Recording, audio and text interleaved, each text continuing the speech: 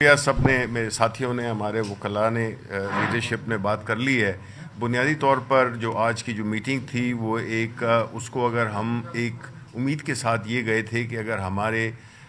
ہمیں اپوزیشن کو جس طرح سے آپ کو پتہ ہے کہ جو بھی ہمارے ساتھ ہو رہا ہے تو ایک ایسے فورم پہ جس میں کہ ہمیں چیف جسٹس صاحب نے بلایا تھا تو ہم اپنی جو بھی ملک کے ساتھ درپیش چیز ہے، یہ صرف پی ٹی آئی کی بات نہیں ہے. جو خان صاحب جس کی وجہ سے جیل میں بیٹھے ہوئے ہیں، یہ ملک کی جنگ لڑ رہے ہیں. تو ہماری جتنی بھی ان کے سامنے گزارشات تھیں وہ بنیادی طور پہ اس کا ایک ہی نقطہ تھا کہ جب تک اس ملک میں آئین اور قانون کی حکمرانی نہیں ہوگی تو نہ اس ملک نے آگے جانا ہے، نہ اس ملک میں امن ہوگا، نہ اس ملک میں خوشحالی آئے گی، نہ اس ملک میں معاشی استحکام آئے گا. اور اس میں ہم نے مختلف باتیں کی اور سینٹ میں بھی ہم نے یہ دیکھا ہے کہ جس طریقے سے چلایا جا رہا ہے. اور آج بھی ہم نے ادھر اپنی گزارشات پیش کی، جس طرح کے ہمارے جو سینیٹر ہیں اعجاز چودھری، ان کے پروڈکشن آرڈر پہ عمل درآمد نہیں ہوا، جس کی وجہ سے سینٹ کے چیئرمین یوسف رضا گیلانی صاحب بھی بحیثیت انہوں نے اعلان تو نہیں کیا، لیکن ہمیں جو سمجھ آتی ہے کہ انہوں نے اپنا پورے سیشن میں انہوں نے شرکت نہیں کی. وہ بنیادی طور پہ ان کا ایک احتجاج ہے جس میں کہ پنجاب حکومت نے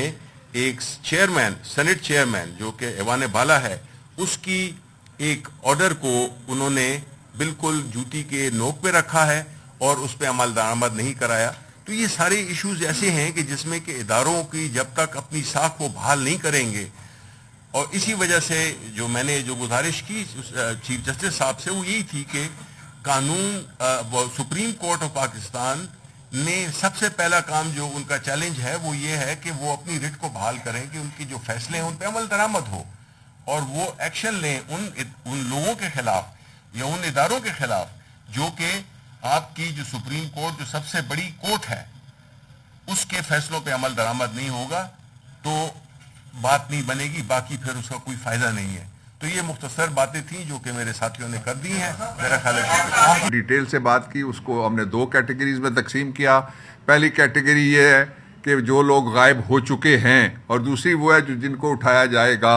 اس کے سلسلے میں جو فارم 47 رجیم کا پرائم منسٹر ہے اس نے عدالت کو جا کے یقین دہانی کھڑے ہو کے کرائی ہے بحیثیت فارم 47 پرائم منسٹر کہ آئندہ کسی کو گھر سے اغوا نہیں کیا جائے گا، یعنی چادر اور چار دیواری کا تحفظ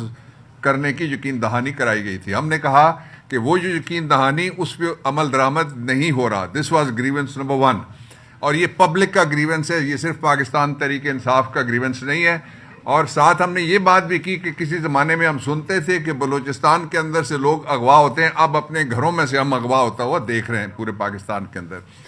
دوسرا اس کا پہلو یہ تھا کہ ہماری جو تجاویز تھیں، خاص طور پہ عمران خان صاحب کا جو ٹرائل ہے وہ ٹرائل پاکستان کے آئین، ایکسیس ٹو جسٹس اور فیئر ٹرائل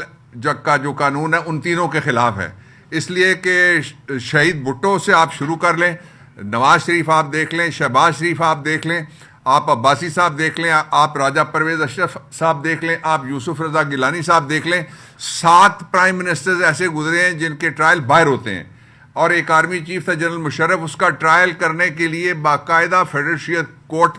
اس کا پریمیسز دیا گیا. ہم نے چیف جسٹس صاحب سے مطالبہ کیا کہ وہ پریمیسز آپ عمران خان کے ٹرائل کے لیے استعمال کریں. یہ کیا مذاق ہے کہ الیکشن کمیشن آف پاکستان ایک اپنی طرف سے گھڑتا ہے تو انہیں عدالت، اور گھڑی ہوئی تو انہیں عدالت میں منجی بسترا اٹھا کے وہ کہتا ہے ہم آپ کا ٹرائل جیل کے اندر کرنے کے لیے جا رہے ہیں. پھر ہم نے ان کو وہ ساری تفصیل بتائی جس کے ذریعے سے وہ ٹرائل، فیئر ٹرائل کیا، پبلک ٹرائل تو کیا، جیل ٹرائل تو کیا، وہ ٹرائل کا قتل ہے. اس بات کی میں تحسین کی سب نے، ہم نے، کہ یہ پہلے چیف جسٹس ہیں جنہوں نے دوسری سائڈ کو بھی سنا. یہ ملاقات، میں لاء منسٹر رہا ہوں، میرے پاس 3 دفعہ پارلیمنٹری افیئرز رہا ہے، ملاقاتیں پہلے بھی ہوتی رہی ہیں چیف جسٹس کی، وہ چیف ایگزیکٹو کی حد تک ہوتی رہی ہیں. یہ پہلی دفعہ انہوں نے پبلک گریونس ایک طرح سے اوپن کرنے کے لیے، جو اپوزیشن ہے جس کو ایک بدترین اس ایشیا کی تاریخ کے اور شاید دنیا کی تاریخ کی فسطائیت کا سامنا ہے، وہ تھے. اور پھر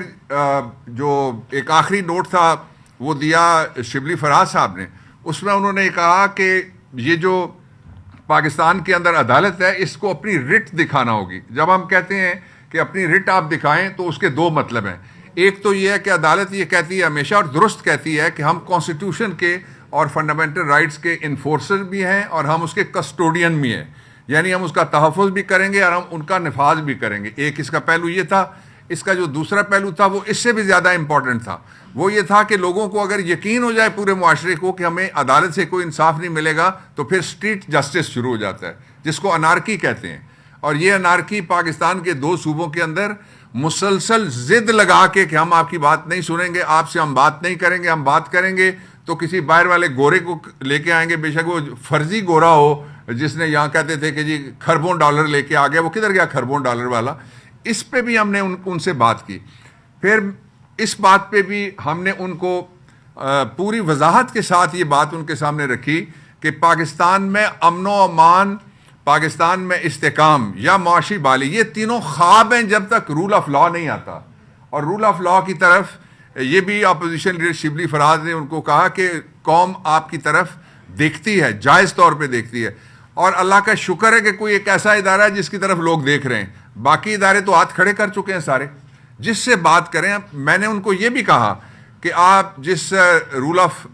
پریزن رولز کی جس طرح سے اور جیل کے اندر ٹرائل کی آپ بات جب سن رہے ہیں ہماری, تو یہ بھی میں آپ کو بتانا چاہتا ہوں کہ جیل کے اندر